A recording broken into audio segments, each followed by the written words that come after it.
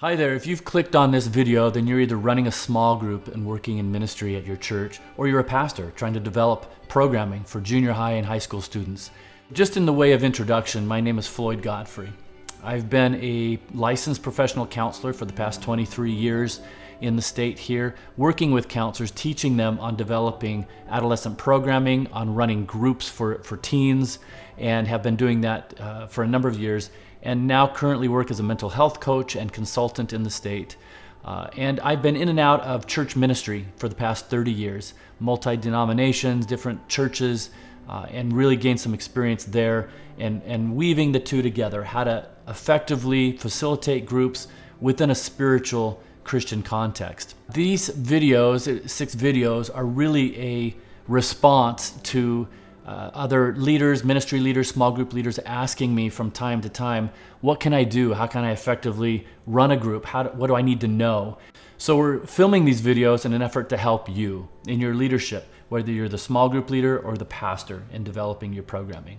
It's important, I think, to have a place for teens to be able to process the things that they're going on in their lives and a place that they can feel safe for their spiritual growth.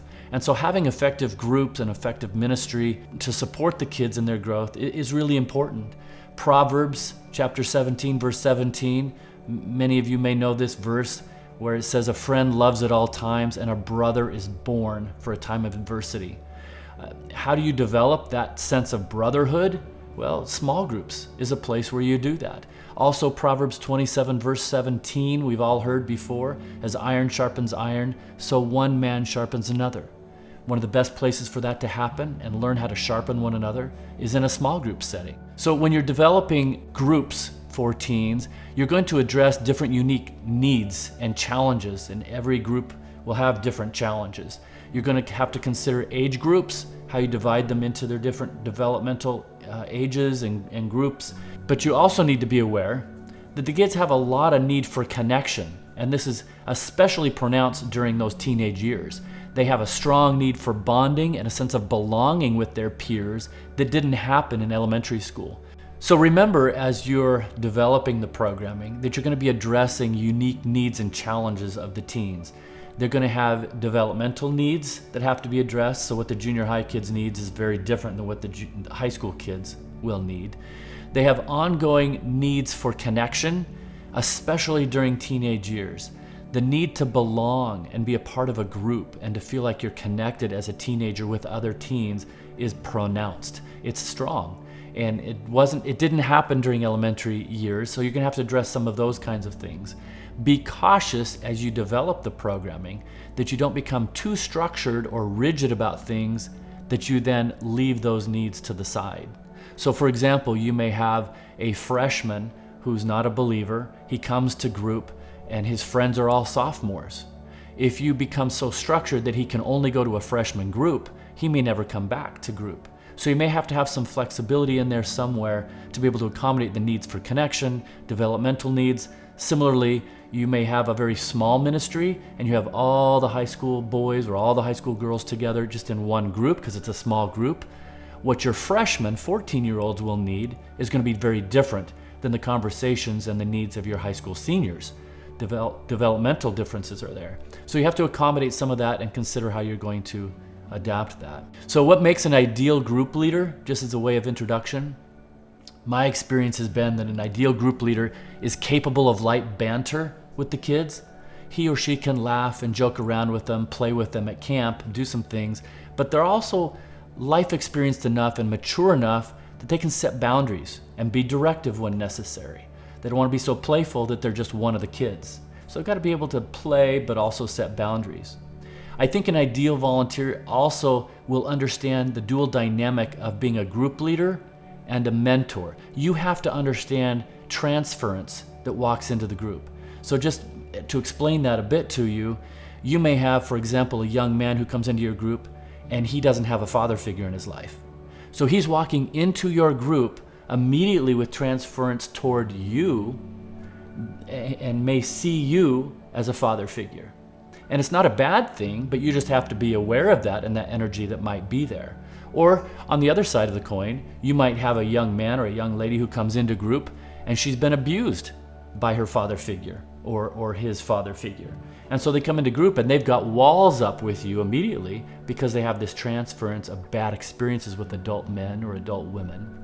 So you have to consider some of that transference and be able to meet the need or feed the need when it's appropriate. I think an ideal volunteer is also comfortable and confident in speaking to parents. Parents should be a group leader's ally.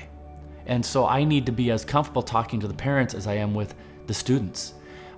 Get information from the parents, sometimes talking to the parents, emailing the parents. I want to know what's going on in their home. I want to be a partner with the parents. I think an ideal volunteer also is capable of holding confidences for the youth without falling under pressure from parents or pastors to divulge embarrassing information. Clearly, there's going to be situations where a student might tell you something that's unsafe, and you have to go to the parents or you have to go to the pastor to keep the student safe.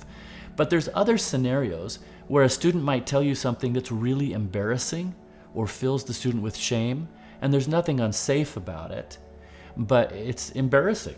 And can I, as a group leader, hold that information confidential and not going to the parents or not going to the pastor to talk about it so the student feels safe with me?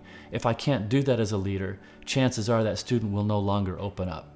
I think a volunteer leader is also capable of receiving feedback for growth and improvement. I don't know that a leader who's not unwilling to hear a pastor's feedback or hear feedback from students, things that need to be different or changed or improved in the group, if you're not capable of hearing that and humbly listening to that, you're going to struggle. And so be open, be humble. Also, I think an ideal volunteer is capable of discussing basic gospel concepts off the cuff. And that doesn't mean you have to be a seminary graduate. It doesn't mean you have to have a bunch of scriptures memorized. But there are going to be times where students are going to be challenging in terms of their faith and what they're thinking through. Your ability to have conversations outside of group with them or during group with them about basic gospel concepts will be really important. So these are just a few important tips in the beginning here we want to introduce. In the next video, we're going to talk a little bit about creating a safe group so that the group can go deeper than just superficial conversation. Thank you for watching this video. There are 5 other videos that follow this one to talk about different aspects of leading an effective group, and I hope that these will be helpful to you.